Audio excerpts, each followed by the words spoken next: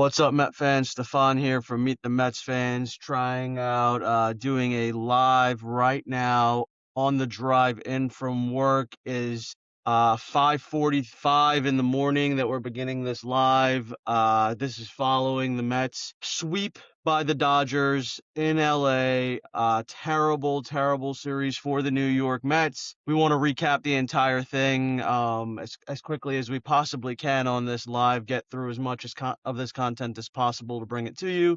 Before we jump in, just want to really quickly talk about our social media growth and push Met fans to continue to do what you're doing. We have had several of our platforms take off over the last couple of days in terms of subscribers. We want to continue to push you guys to like, follow, and subscribe on all of those social media platforms. We are super close to the 500 follower mark. On TikTok, we'd love to get over that hump. On YouTube itself, we've gained over 50 followers in the last couple of weeks, and we'd love to continue to push those numbers. So Met fans, continue to subscribe to the Meet the Mets fans podcast on everything that you follow us on. All right, so let's jump into this Dodgers series. What can I say? We suck right now. This team is terrible. Staying up late, watching all three of these games in LA at 10:10 starts, and then waking up super early in the morning to go to work. It is not fun. It is not exciting to see how this team is performing. The Dodgers broke out the brooms on us. There's nothing more than that we can say. We're gonna jump into the good, the bad, the ugly from this entire series, and yeah, let's see where it goes. Right now, the Mets are on an 8-game losing streak. That's not fun for anyone, right? Well, it's probably fun for our opponents. It's not fun for us to be on this 8-game losing streak. Lots of Met fans at this point are calling for Carlos Mendoza's head, and rightfully so on some accords, right? I'm one of those people that if it were me and we were deciding whether or not the time has run out on Carlos Mendoza's clock, I'm really, really close to saying that that's the case. If it were me, I'd probably be making that decision. But the Mets did not leave Carlos Mendoza in LA overnight. They did not announce that this morning. At least it's not something that I woke up to seeing. And so Carlos Mendoza is the manager of the New York Mets, at least for right now, as I'm recording this podcast. And the Mets are going to go to Chicago now. Losers of 8 in a row, sitting in last place in the division in the cellar at 7-12. And if I told you guys that this is where we would be at the end of spring training, I think a lot of us were feeling very positive, myself included. I don't think I would have believed that that's the case, that that's where the Mets would be right now. But unfortunately, that is where we're at. A lot of Met fans on the other side of that coin would have said, yeah, I knew this is exactly where we were going to be. I have had no faith in this team. David Stearns bombed the offseason. And so, there's a lot of time left, Met fans. We have a lot to figure out whether or not that's true or not. But right now, this team is not inspiring in any way, shape, or form. As I said on the last podcast, Carlos Mendoza is not inspiring at all. And so it's lucky for him that I'm not the general manager of the New York Mets as much as I'd like to be. Because if I was, Carlos Mendoza probably would no longer be the manager of the New York Mets today. But as of right now, he is. David Stearns and Steve Cohen are not looking to do that. And if I got to be honest with you guys, Met fans, I don't think that even the Chicago series is going to make that happen. As hot as the seat might feel to fans, I don't know if the seat feels as hot to Carlos Mendoza himself. And so let's get into it. Let's get into the good here. The good for me, as I look at these last 3 games in LA, is the starting pitching, right? The starting pitching for the New York Mets over the last 3 games has been fairly good. Has been really good, honestly. David Peterson, the shakiest of the 3 starting pitchers in game 1 of this series. David Peterson looked as though he was going to have the exact same terrible start that he has had the last 2 times. He gave up a run right away off the bat. He loads the bases with nobody out. And I think we're all sitting there saying to ourselves, here we go, another David Peterson implosion is loading right now. Somehow, the pitching coach comes out and says something to David Peterson. Whatever it is, he should just say that to him every single time he takes the mound, every single inning that he takes the mound. So David Peterson then turns around, strikes out the side to get out of that inning, only allowing 1 run. Comes back out in the 2nd inning, strikes out another 2 batters, and you're thinking, oh man, maybe David Peterson has turned the corner from the last 5 starts of 2025 and the first 2 starts of 2026. So, you're thinking things are going well. The following inning, in the third inning, David Peterson allows a 3-run home run. And now the Mets are down 4-0. He's able to get out of that inning, and then for the most part, he's able to keep the Mets close. He ends up throwing 5 innings, giving up those 4 runs, 4 walks, 7 strikeouts. And as a fan, looking at what he did, you are saying he's kept our team close. We've got to be able to put some runs up on this board as a professional baseball team. And what we're looking at is an offense that is not a professional baseball team. So unfortunately, they don't do anything there. They don't score a single run in that game. The Mets are shut out, and so the Mets end up losing this game 4-0. Second game of the series, brilliant performance by Nolan McLean. Oh my God, Met fans, OMG here. This is, uh, a situation where the Mets have now lost 6 in a row at that point, and you're saying we need our ace, right? Our guy Nolan McLean to buckle down and get us a win here. And we were talking about this game in our group chat, and Sid said something along those lines of need Nolan McLean to go out there and get the win here for us. And I said to him, Sid, Nolan McLean can throw a 9-inning complete game shutout for the New York Mets right now. He can throw a no-hitter, and we would still lose this game because our offense is that bad. If the offense continues to produce the way it has, the Mets are going to lose in that situation. And it was a situation where Nolan McLean, his break on his pitches that we've heard so much about, the spin rate, it looked fantastic to the best hitter in the game, Shohei Ohtani. There's clips of him looking at a Nolan McLean pitch where he's like, what in the world just happened with that pitch? And this is coming from a guy who is a pitcher himself, a pretty nasty one, clearly we saw last night. And so he goes out there, has a Jacob deGrom-like start in more ways than one. It's not just his pitching performance, it's also the Mets' performance. So they give him a Jacob deGrom-like start in which he doesn't score. They don't score many runs for him. There's no run support, and his effort is completely wasted. He throws 7 innings, 2 hits, 1 run with 8 strikeouts, and unfortunately is a loser in this game. If I were going to rate the David Peterson performance, I would give David Peterson a C+. And if I were going to rate the Nolan McLean performance, I'd give him an A+. And then let's get to last night's starting pitcher, was Clay Holmes. Clay Holmes was potentially not going to make this start because he had the injury that popped up in his last start that caused him to leave early. He said that he thought it was a minor thing, might have just been a cramp or whatever the case may be. He's able to make this start, which we're really happy to see. And Clay Holmes goes out and does what he has been doing. He pitches 5 innings in this game. I was actually kind of surprised that Mendy pulled him when he pulled him. Gave up 2 runs on 4 hits with a walk. He had 88 pitches at the time that Mendy pulled him in this game. So, like I said, I'm a little surprised that Mendy pulled him there. A big part of Mendy pulling him and making that decision probably is along the lines of we want to make sure that nothing goes wrong here. He's gotten us to this point. He's pitching really well and keeping us in the game. And so ultimately, our bullpen costs us this game. Not David Peterson on this one. Clay Holmes does exactly what he needs to do, keeps us in the game, which then leads us to our bullpen, which is what cost us the game here. And that's going to be the bad, right? So the good in this series, like I said, was the starting pitching. The bad in this series is the bullpen. So we're going to work backwards here. We just did game 1, 2, 3 with the starting pitching. With the bullpen, I'm going to go game 3, 2, 1. So in game 3, Tobias Myers, Devin Williams, and Austin Warren combined to give up 6 runs in 3 innings. Now, most of that is Devin Williams' fault. Devin Williams, to be fair to him, has been really, really solid for us. I really wish the game that he decides to have an implosion was not the game against LA, where our guy Edwin Diaz, our closer, ends up going to LA. We're facing off against them. You don't want to see our new closer, his replacement, implode in front of them. But that's exactly what he does. Unable to get out of the 1 inning that he pitched, gave up three of those runs, I believe. As I'm looking at this while driving, I believe it's 3 of those runs that he gave up, and Austin Warren needed to come in and save him. Or maybe it was 4 runs for Devin Williams. Austin Warren comes in, bails him out of the inning, also giving up a run himself. Tobias Myers pitched in the game, pitched 2 innings, gave up some runs there. And honestly, Tobias Myers, I would have liked to see him continue to pitch, right? I don't see really why we went to Devin Williams in this case instead of just having Tobias Myers pitch that last inning and save the bullpen. for another day, but Mendy probably felt as though I need to get Devin Williams an outing. We might as well use him here and try to keep the game close, give our offense a chance to come back.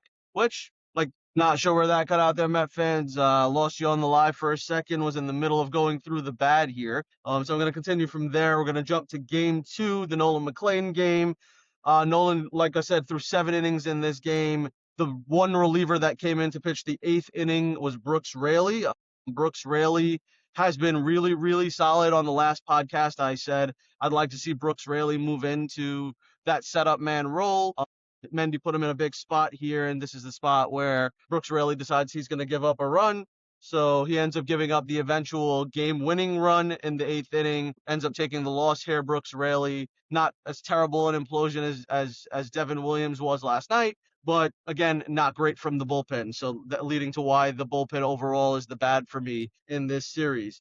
And then let's jump to game 1. The bullpen looked pretty solid in game 1 in the David Peterson game. The two guys who pitched in the game for the bullpen were Craig Kimbrell and Joey Gerber. Craig Kimbrell, like I said, looked really, really solid. His second outing for the Mets, did a good job there. No strikeouts, I don't believe, for Craig Kimbrell, but he threw a solid inning. No runs. Joey Gerber then comes in, pitches 2 innings, has 5 strikeouts in those 2 innings, and for the most part looked good. Why that's part of the bad for me is, even though Joey Gerber looked good in this game, immediately following the game the next day, he goes on the IL. And so the Mets then have a roster spot which they use to call Austin Warren up in. And like we just talked about in last night's game, Austin Warren gives up a run. So the bullpen is the bad, our starting pitcher being the good, and that'll ultimately lead us here to the ugly for the New York Mets in this series. The ugly for the New York Mets in this series is obvious. It is the offense of this team, and it's been ugly in this 8-game losing streak. It's been ugly for the majority of the season, to be honest with you. Outside of the look good, and since we've lost Juan Soto to injury, they look even worse. So let's jump into the ugly, into the offense. The Mets scored a grand total of 3 runs in the 27 innings they played against the Dodgers. 3 runs. They scored an average of 1 run per game. But don't worry, Met fans, there are positives in this ugly, ugly offense. Positive number 1, let's go into it. In game 1, the Mets scored 0 runs, right? And why you're asking if that's a positive, it's because over the course of the 3 games, they do show progress. Game 1, they score 0 runs. In game 2, they scored 1 run. And in game 3, they scored 2 runs for a grand total of 3 runs over a 3-game period against the LA Dodgers. Not good enough, Mets. Not good enough. So let's talk about this. In game 1, the Mets are shut out for the 4th time this season. And this actually came up on the Rico Bronya, Evan Roberts podcast. Got to give him credit, which is where I heard this. So I want to make sure that I'm giving credit there. Evan Roberts talked about it. The Mets last year had a grand total of 8 games in which they were shut out. They were shut out for the 4th time in June, I believe. Yes, in June was the first time that it was the 4th time of the year they were shut out. The Mets were shut out for the 4th time this year in game 1 of this series in April against the Dodgers. That's how bad this offense has been. The bright side in game 1 of this series is the Mets fans can't complain about the Mets' lack of hitting with runners in scoring position. In this game, the Mets did not fail to get a hit with runners in scoring position, which is good because they've failed to get hits with runners in scoring position all year and the second half of last year, a lot of last year. Unfortunately, the reason the Mets could not fail at getting a hit with runners in scoring position is because in game 1 of this series, they never had the opportunity. The Mets never put a runner in scoring position in this game, which is why they could not possibly fail. Let's jump into game 2 now. Game 2 of the series. The Mets improved massively. They increased their run total from 0 runs in game 1 to 1 run in game 2. And that 1 run, it was really a really important one. It happened right at the beginning of the game. Francisco Lindor on the 3rd pitch of the game hits a solo home run, leadoff home run to get off the snide, record that first home run of the season. This is game 18, guys, where Francisco Lindor hits his first home run of the season, gets his first RBI of the season. It's an important one. Hopefully Francisco Lindor can parlay that into much better at-bats. It looks like he's hopefully going to be able to break out of this slump relatively soon. We know that that's going to happen and hope that it happens now. But that's it for the Mets in game 2. That's the offense. That's the only time that the Mets score a run in this game.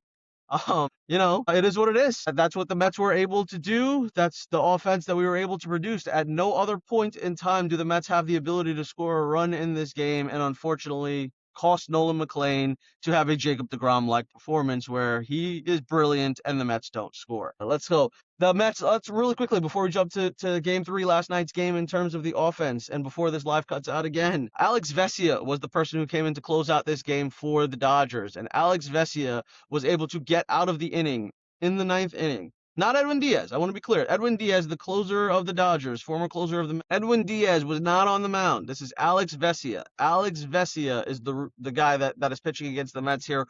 They look meek. This is a 10-pitch inning for Alex Vesia. And now let's jump to last night.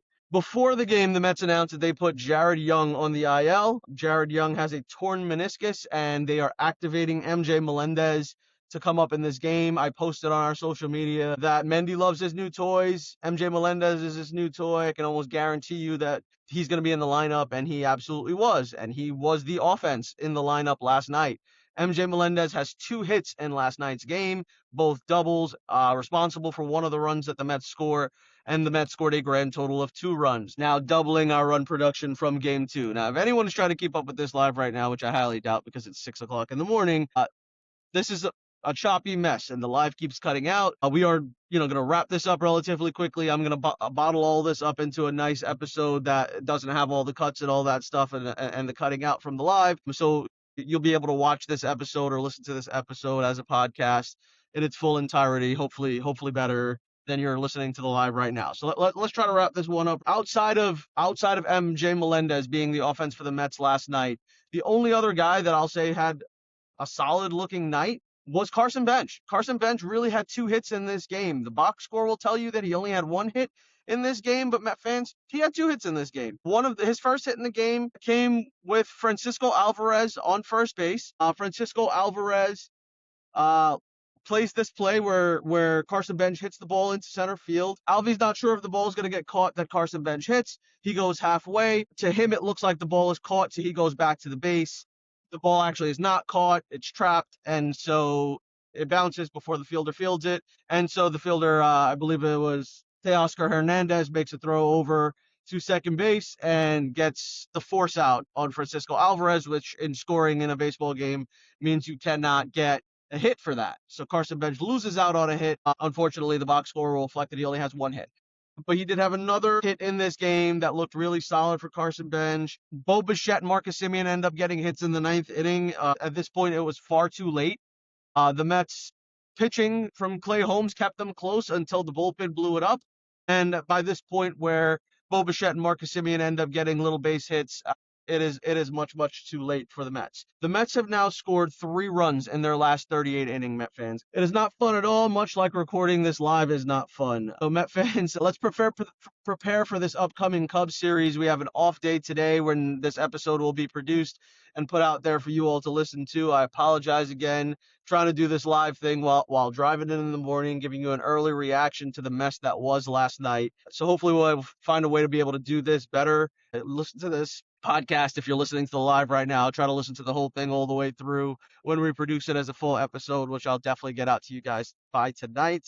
We'll wrap it up here, Met fans. We got to be better. Carlos Mendoza, I hope I'm wrong because I hope that you get fired. But I at this point, and it's not because I think anything. I think that the Mets need a spark, and I believe that firing Carlos Mendoza and bringing in someone else to lead this team will hopefully motivate these guys to get going. And I'll end on this note. If that does end up happening, which I don't think it will, Met fans, I don't think that Carlos Mendoza's seat is as hot as we all hope it is.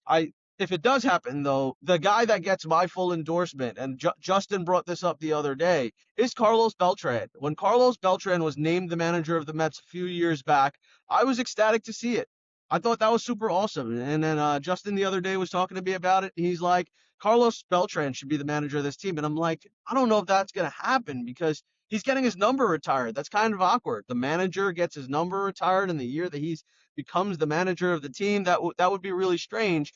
But at the end of the day, it is what it is. The Mets do strange things all the time. And so if Carlos Mendoza does lose his job, Carlos Mendoza needs to be replaced by Carlos Beltran.